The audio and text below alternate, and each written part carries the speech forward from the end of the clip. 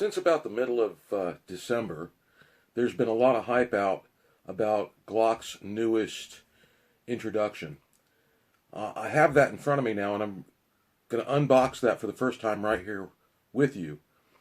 There has been some negative press about this piece already, and we'll get into that in a minute. So, here we go. We have the Glock 44, Glock's first entrance into the world of rimfire 22. So, upon opening the box, which is no surprise, it's a typical Glock box, we have a gun lock with a bunch of cleaning stuff in it that I'm sure will be there 10 years from now because I'll use what I already have. We've got 4 extra back straps. We've got a magazine, and we've got a second magazine in the weapon. It's unfortunate that there's not a third. I like it when Glock puts out 3 in one. Upon first impression, it looks remarkably similar to the Glock 19 that we all know and love so much. And the dimensions are exactly the same, with the exception of the weight. On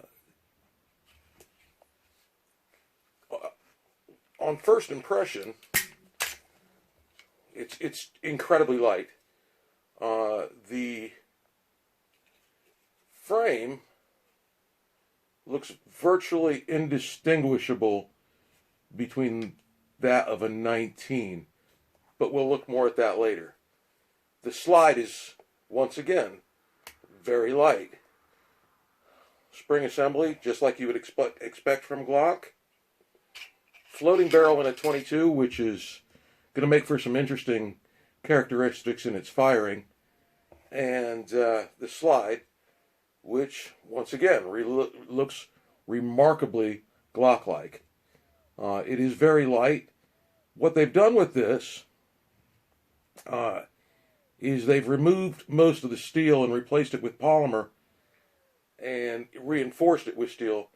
They've done that because should they have left it all steel, there would not have been enough blowback to cycle another round. So this is really very, very, very light. So what I'm going to do is I'm going to put this back together real quick, and I'm going to take out my 19 and just do a quick side-by-side and see what that looks like together.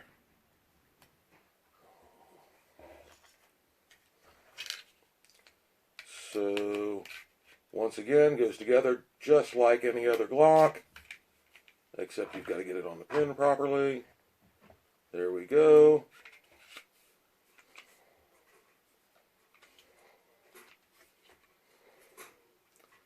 Okay, now that's a little weird. Oh, well, it helps if you got it mounted properly. Alright, there we go. So, now, like I said, I do have my trusty 19 right beside me. And, once again, it's exactly the same dimension. I look very forward to taking this to the range, which I think I'm going to do this afternoon and do a second maybe video after I've done that. I do think that this is going to be a remarkably well-adjusted trainer for a younger person who might be just entering the shooting sports and likes a 22. There's really not much more to say about this. It's really unremarkable, I think is the word. If you've had any experience with Glock Tupperware in the past, it's going to feel very comfortable in your hand, and as I said, it's rather unremarkable.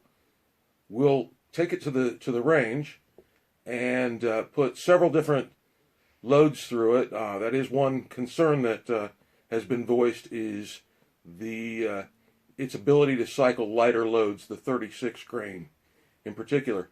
So I am going to fire some 36 grain, but I think the 40 grain is probably going to be our best bet. So, stay tuned for the second half. I'll get that done within the next day or so, and we'll go from there. Have a nice day.